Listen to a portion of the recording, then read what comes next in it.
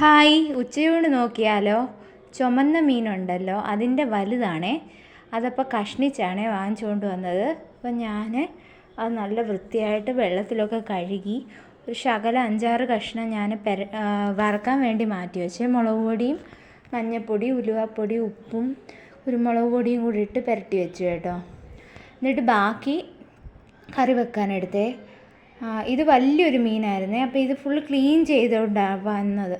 അപ്പോൾ ഇതെങ്ങനെയാണ് വെക്കുന്നതെന്ന് നോക്കാമേ. മുളകിട്ടായിരുന്നേ വെച്ചത്. ചട്ടി വെച്ച് വെളിച്ചെണ്ണ ഒഴിച്ചിട്ട് ചൂടാവാൻ നേരം ഇതിനകത്തോട്ട് ഇഞ്ചി, വെളുത്തുള്ളി, പച്ചമുളക്, പിന്നെ കൊച്ചുള്ളി, ഇത് ഇത്രയും ചെറുതായിട്ട് അരിഞ്ഞത് ഇട്ട് കൊടുത്ത് നല്ലപോലെ ഒന്ന് വാട്ടിയെടുക്കുന്നുണ്ട് കേട്ടോ. നല്ലപോലെ വാടി കഴിയുമ്പോൾ പൊടികളൊക്കെ ചേർത്ത് കൊടുക്കണം. വലിയ വലിയ കഷ്ണങ്ങളായിട്ടായിരുന്നേ. അപ്പോൾ ഇത് ഞാൻ ചെറുതാക്കാൻ പോയില്ല, കാരണം ഇത് ഒരുപാട് അങ്ങ് ചെറുതാക്കി ഇത് പെട്ടെന്ന് ഇങ്ങനെ അലിഞ്ഞു പോവും വെള്ളത്തിനകത്ത്. നമ്മൾ വെള്ളത്തിനകത്ത് ചേർക്കുമ്പോൾ അപ്പം പൊടി ചേർത്തിട്ടുണ്ടേ. മുളക് പൊടി, മല്ലിപ്പൊടി, മഞ്ഞൾപ്പൊടി, ഉലുവാപ്പൊടി ചേർത്തിട്ടുണ്ട്. മുളക് പൊടി ഒരു 4 സ്പൂണ്, മല്ലിപ്പൊടി ഒരു 3 സ്പൂണ്, ശകലം മഞ്ഞൾപ്പൊടി, ശകലം ഉലുവാപ്പൊടി. പിന്നെ വെള്ളം ഇച്ചിരി തിളപ്പിക്കാൻ വെച്ചായിരുന്നേ. അപ്പോൾ പൊടിയൊക്കെ നല്ല പച്ചമണം മാറി അതിൻ്റെ സ്മെല്ലൊക്കെ മാറി വരുമ്പോഴത്തേക്കും നമുക്ക് ഇതിനകത്തോട്ട് വെള്ളം ചേർത്ത് കൊടുക്കാം ആവശ്യത്തിന്. എന്നിട്ട് ഉപ്പൂടെ ചേർത്ത് പിന്നെ നമ്മൾ പുളിയും കൂടെ ചേർത്ത് കൊടുക്കണം കേട്ടോ. എന്നിട്ട് കറിവേപ്പിലയും കൂടിയിട്ട് നല്ല വെട്ടി തിളപ്പിച്ചെടുക്കണം. തിളപ്പിച്ച വെള്ളമായിരുന്നു ആദ്യമേ ഒഴിച്ചു കൊടുത്തേ. അതൊന്ന് നല്ല തിളച്ച് കഴിഞ്ഞിട്ട് വേണം നമ്മൾ കഷ്ണങ്ങൾ ഇട്ട് കൊടുക്കാനേ. അപ്പോൾ വെള്ളം ഒഴിച്ചു കൊടുത്ത് കഷ്ണത്തിന് ആവശ്യമായിട്ട് കഷ്ണം മുങ്ങിക്കിടക്കുന്ന വെള്ളം മതി. എന്നിട്ട് നല്ലപോലെ ഇളക്കി അത് ചേർത്ത് കൊടുക്കാമേ. നമുക്ക് കഷ്ണങ്ങൾ നല്ല തിളച്ച് കഴിഞ്ഞ് ചേർത്ത് കൊടുത്താൽ മതി. എന്നിട്ട് ഞാൻ കല്ലുപ്പാണ് ഇട്ട് കൊടുത്ത്, അതുകൂടെ ഇട്ട് കൊടുത്ത് നല്ല തിളയ്ക്കുന്നവരെ നമുക്കൊന്ന് വെയിറ്റ് ചെയ്യാം. എന്നിട്ട് കഷ്ണങ്ങൾ നമുക്ക് ഇട്ട് കൊടുത്തിട്ട് അടച്ചു വെച്ച് വേവിച്ചെടുക്കാം കേട്ടോ. അപ്പം നല്ല തിള വന്നിട്ടുണ്ട്. എന്നിട്ട് കഷ്ണങ്ങൾ ഇട്ട് കൊടുക്കാം. അപ്പോൾ ഇത് നല്ല വറക്കാനാണ് ഒന്നുകൂടെ നല്ലത് കറി വെക്കുന്നതിനേക്കാളും. ഇതിൻ്റെ കണ്ണ് കണ്ടോ? വേണ്ട, ആ മീനിൻ്റെ കണ്ണാണ്. വലിയ കണ്ണായിരുന്നു കേട്ടോ, വലിയ മീനായിരുന്നു ഇത്. അത് കഷ്ണിച്ചാണ് വാങ്ങിച്ചുകൊണ്ട് വന്നത്. അപ്പം അത് മുങ്ങിക്കിടക്കുന്ന പരുവത്തിന് ഞാൻ വെള്ളം ഒഴിച്ചിട്ടുണ്ട്. എന്നിട്ട് ഇത് അടച്ചു വെച്ച് വേവിച്ചെടുക്കാമേ.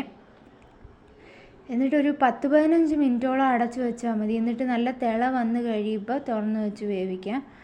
കല്ലുപ്പ് ഇട്ട് കൊടുക്കുന്നുണ്ട്. എന്നിട്ടിത് നല്ലപോലെ ഒന്ന് തിളപ്പിച്ചെടുക്കാം കേട്ടോ. ചുമന്ന മീൻ ഉണ്ണിമേരി എന്നൊക്കെ പറയും, അതിൻ്റെ വലിയ സൈസായിരുന്നേ. എന്നിട്ട് ഇത് ഞാനൊന്ന് അടച്ചു വെക്കുന്നുണ്ട് കേട്ടോ, ഒന്ന് ഇളക്കി കൊടുത്തിട്ട് ആ കഷ്ണമെല്ലാം ഒന്ന് മുങ്ങിക്കിടക്കുന്ന പരുവമായിട്ട്. എന്നിട്ട് ആ കഷ്ണമെല്ലാം വേണ്ട ഇട്ട് കഴിഞ്ഞ് ഒന്ന് തിള വന്നിട്ടുണ്ടേ. അതൊന്ന് അടി ചേർത്തൊന്ന് ഇളക്കി കൊടുക്കുന്നുണ്ടേ. എന്നിട്ട് പിന്നെ വെച്ചതെന്ന് വെച്ചാൽ ഏത്തയ്ക്ക പച്ചടിയായിരുന്നു. അതിനൊരു ഏത്തയ്ക്ക എടുത്ത് ചെറുതായിട്ട് അരിഞ്ഞ് എടുക്കുന്നുണ്ട് കേട്ടോ. എന്നിട്ട് വെള്ളവും കൂടെ ഒഴിച്ച് ഒന്ന് വേവിച്ചെടുക്കാൻ വേണ്ടിയിട്ടാണ് കേട്ടോ.